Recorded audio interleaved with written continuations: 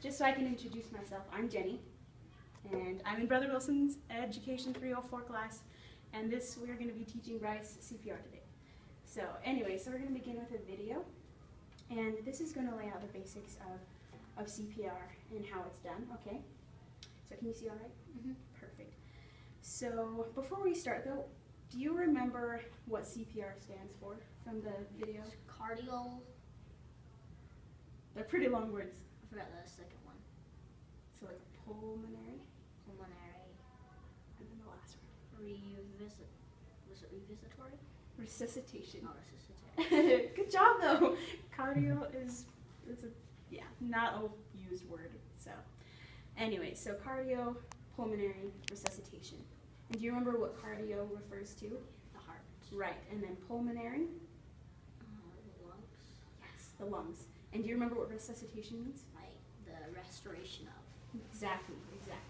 So basically when someone needs CPR, it's because their lungs or their heart isn't functioning properly. And so they're usually somewhat unconscious on the ground, and you need to help them out. Anyway, so this is going to be the video. We'll start on that. Sound good? Okay. Let's make sure it's loud enough. In this video, I'm going to demonstrate how to administer CPR on an adult. Okay, suppose you find someone lying down on the floor. What are you going to do? First, assess the scene. I'm going to pause really quick. So this is going to run through certain steps that we are going to try and mirror in our class today, basically, as we go through this training that they provide.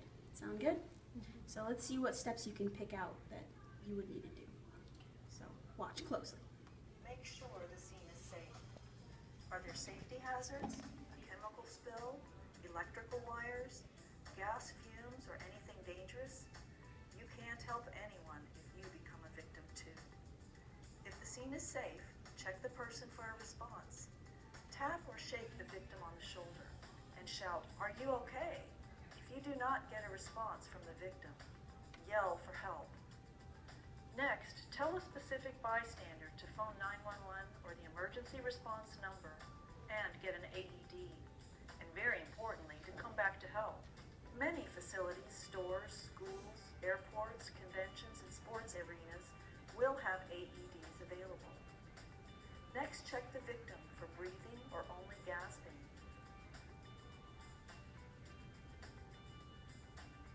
You need to scan the victim's body back and forth from head to abdomen for at least 5 seconds, but no more than 10 seconds.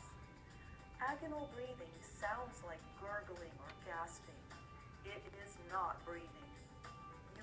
Alright, so that's a new word, agonal, that I won't use very often, and you probably won't hear very often, so it's mostly specific to this video. And what I like is that it defined what it was, but you don't have to worry about remembering some of these big words, although they're nice to know. Must start CPR. Now check for a pulse. To locate a carotid pulse on an adult or child, place your 2 fingers on the center of the victim's neck. Slide your fingers down the side of the neck into the notch between the muscles. You should feel a strong pulse there. If the victim has a pulse but is not breathing, give 1 rescue breath every 5 seconds. Then recheck the victim's pulse every 2 minutes. So this is something that we're going to need to remember for later that I'll bring up again. So, just so you are aware. To perform a rescue breath, gently tilt the victim's forehead back with 1 hand, and with your other hand, lift the victim's chin. This position opens the airway. Pinch the nose closed and cover the victim's mouth with your mouth, breathing life-giving air into the victim. If you have a one-way mouth guard, use it as directed. The mouth guard has a one-way valve and protects the rescuer from contact with vomit, secretions, infectious fluids, etc. Place the elastic bands around the victim's ears to hold it in position. Give 2 rescue breaths, 1 second for each breath. Look for chest rise.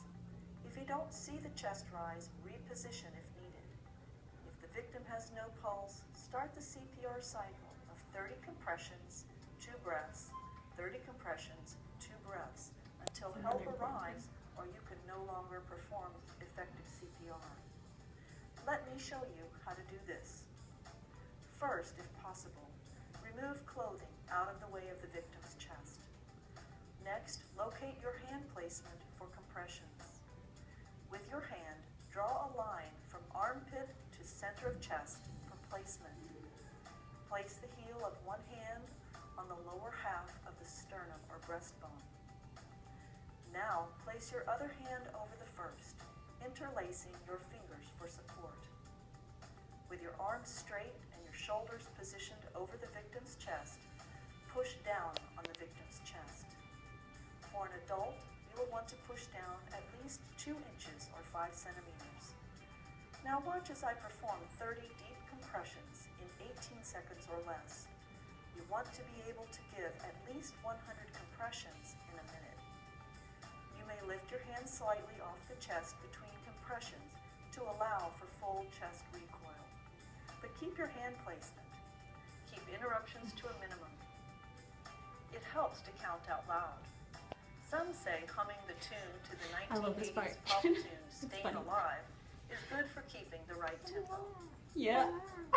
I'll give 30 compressions in 18 seconds or less. It's great. Counting out loud to 30. After 30 compressions, give 2 breaths. Mm-hmm.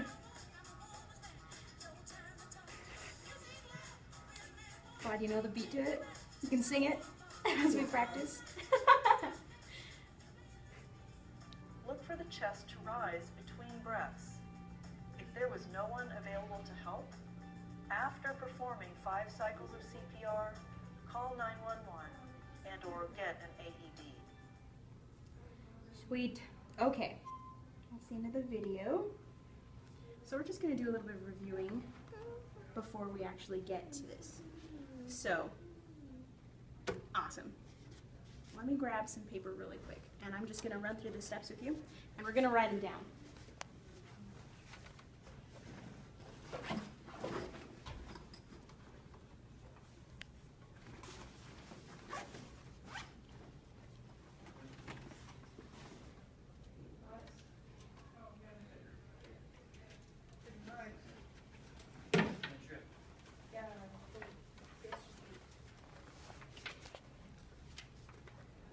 I'm going to do it with you because it's always good for me to review these things too.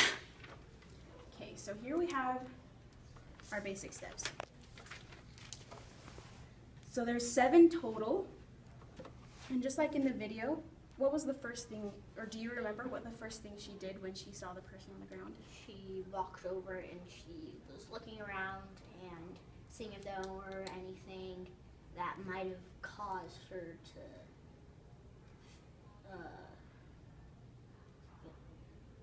Be like unconscious or to be laying on the ground. Mm-hmm. Exactly. And she said that it won't help anyone if you're unconscious too. That's true. So you want to take care of yourself. So you want to look around and make sure that nothing's going to hurt you, right? So you're not unconscious too. And so by doing that, you need to look around and make sure that the scene is safe. So that's our very first step. So let's write that down. Check the scene. Exactly.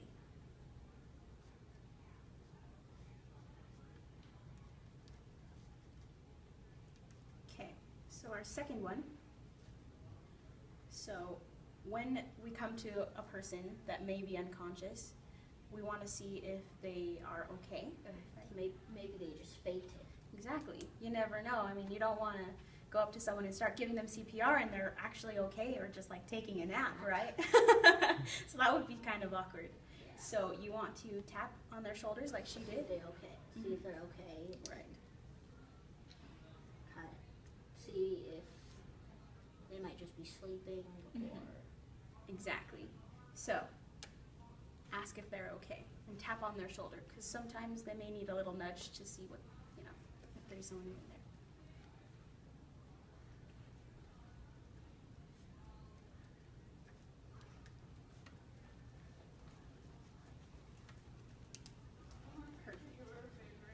Got one? Got that down? Alright, so number 3. So you tapped on their shoulder. There's, Yeah, there's no response. So at this point, you're probably gonna be a little bit nervous, but it's important to stay calm. Get somebody call 911. Yeah, exactly. So you ask them to call, or someone to call 911 and to get an AED. Now an AED, I don't know, have you ever heard of what an AED is? So an AED is this big device that we don't have here because we're just going to cover the basics of only CPR. But an AED is one of those machines that they take the patches and they put them next to your heart and down here, and it zaps them so that their heart starts pumping again. So have you seen on movies when they take those big metal things and then they zap them? It's kind of like that, but yes, I love Studio C.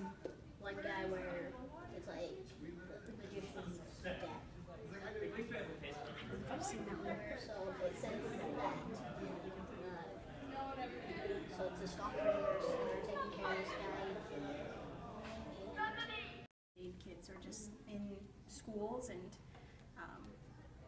more public places that happen.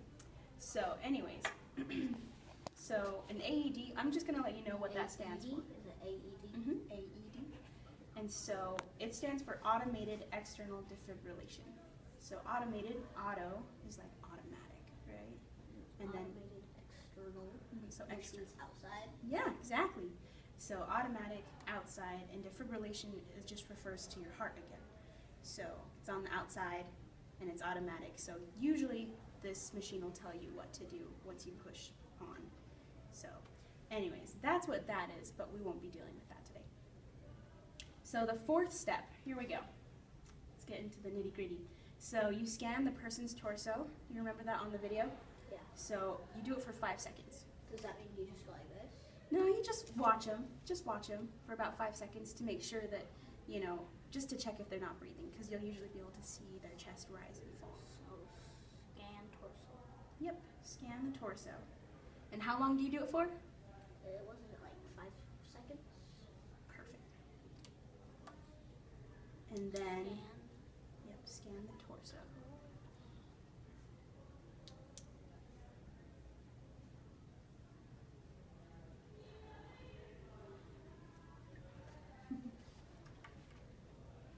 Ready for the next one? Perfect.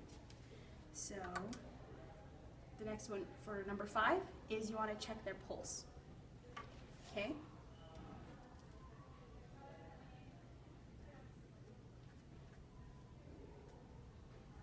See if I can spell today. And then these are the final steps that we are going to repeat in CPR. So number 6 is our chest compressions. So compression meaning we're going to just apply pressure. Yeah, perfect. So, and aren't you supposed to do 30 and then you do 2 Breaths. rescue breaths, they were called, and then 30 more, and then 2 more. Yeah, man, you remember a lot. So 30.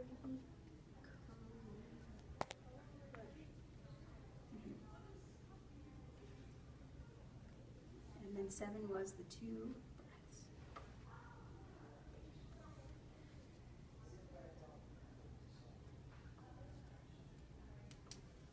Awesome. And that is CPR.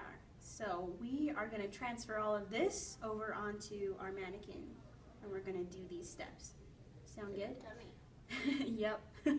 So there's only one because I couldn't get 2 of them, sadly. So I'm going to show you it, but as far as the mouthpiece, I'm only going to let you put your mouth on it. Okay? It'd be kind of disgusting if we both did it. Yeah, just a little gross.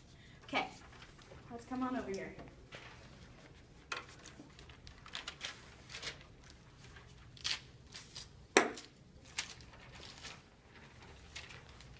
Okay, so I'm going to let you look at yours. And if you want to come over here where I'm at, and you're just going to sit here and we'll run through the steps. Okay? Perfect, you can set it down right here. So, you've arrived on to the scene, and you see this person. Happens. Okay. So you're You ask checking. the person to call 911 Mhm. and get an AED, Mm-hmm. and they're not breathing. We Right. look and they're not breathing. They have a pulse Right? But how do we know that they have a pulse? because this. So you are familiar with this. Okay, so there's two different types, or two different ways that we can check for a pulse. And right here. Yes. Do you think you could find your pulse on somebody else, though? Kind of. Yeah? Well, let's use Jordan. Let's use Jordan. Is that all right? Let's have Jordan do a couple jumping jacks just to get his blood pumping. And then I'm going to have you try and find his pulse on his neck. Because for I can feel mine right here. Yeah? Nice. You can find your own. That's good. The easiest way to check for a pulse is just put your hand on it. You think? Yeah. I feel like I can't feel mine. Anyways, Like after Jordan, come here. After you do a long run. I don't know how much battery's gonna, like how long these are gonna last. Okay, we'll try and do this quick. All right, do a couple jumping jacks.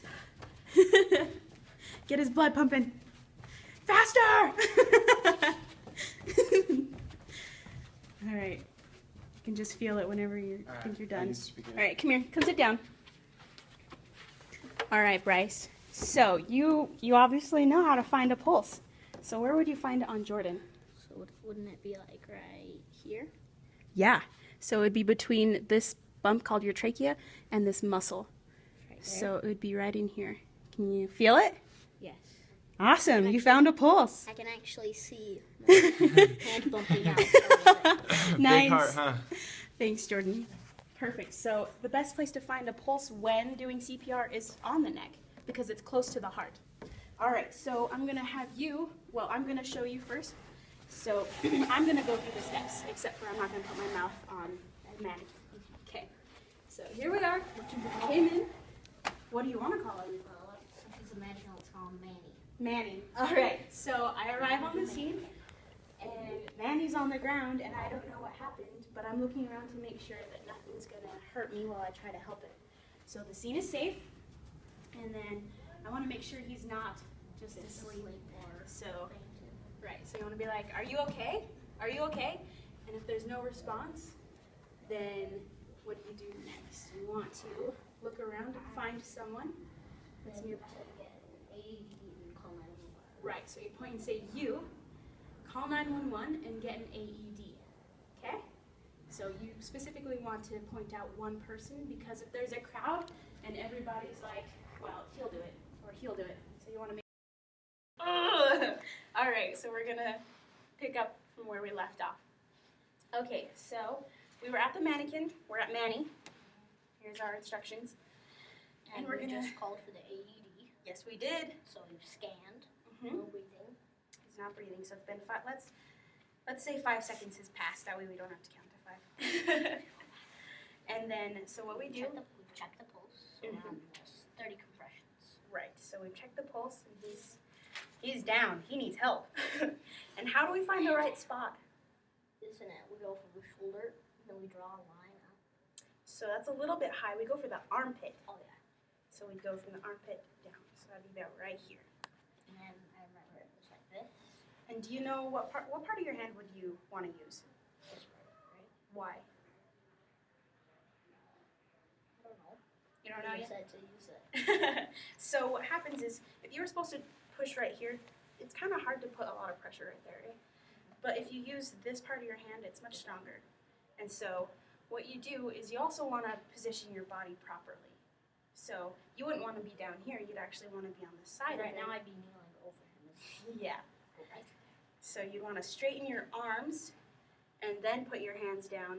And then you want to pivot from your hips so that if you have to do this for a long time, you won't get as tired as quickly as if you just did it from like your shoulders.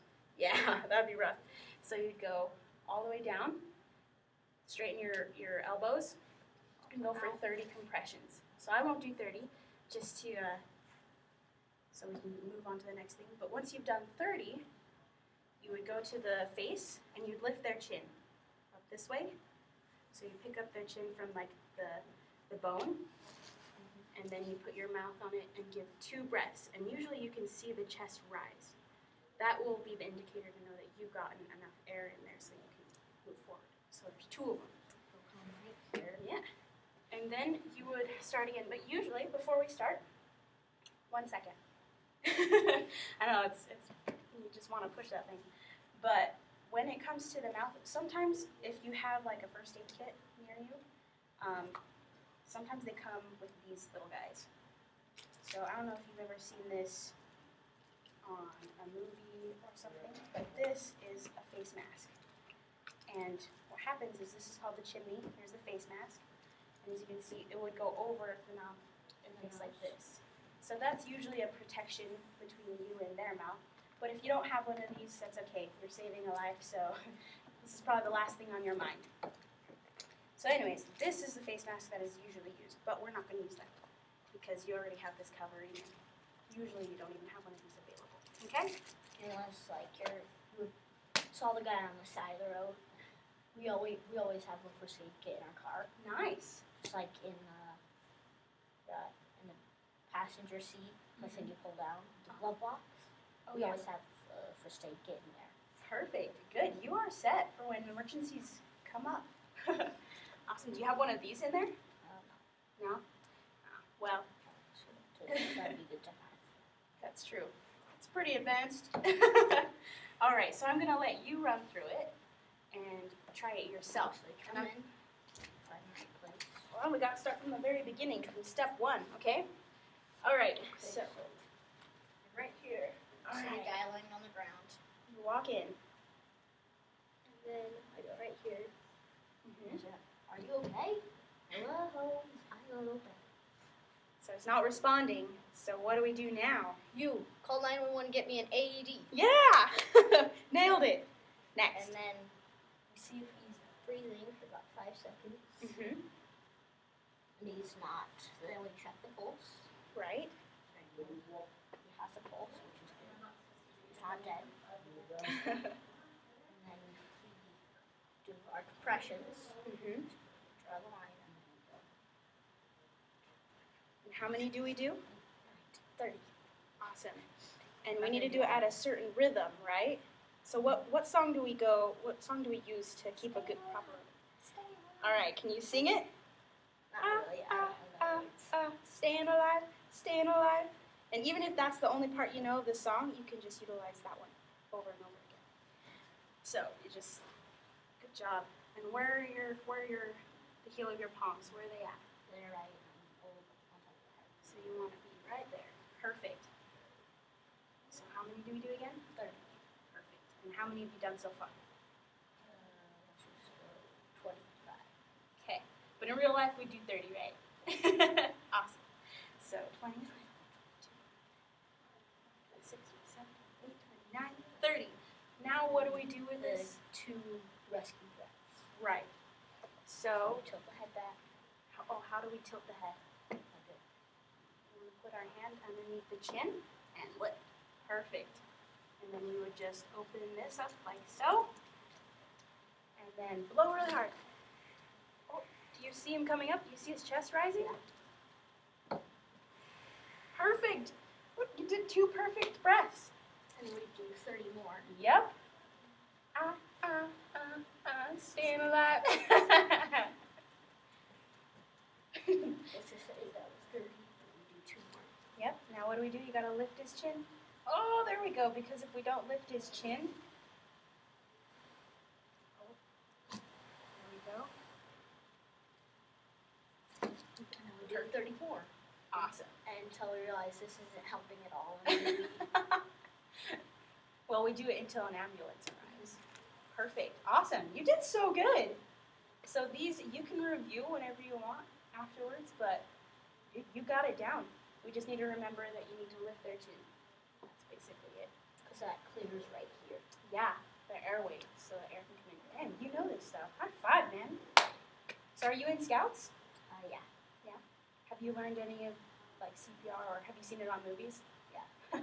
That's why you know so much, huh? A lot of times when you like trip or something and you don't really want to get up because you're hurt, we'll be like, "Do you need CPR?" And like pushing our chest. You can just say that's not how you do CPR. Mm-hmm. So Bryce, why do you think knowing CPR is important?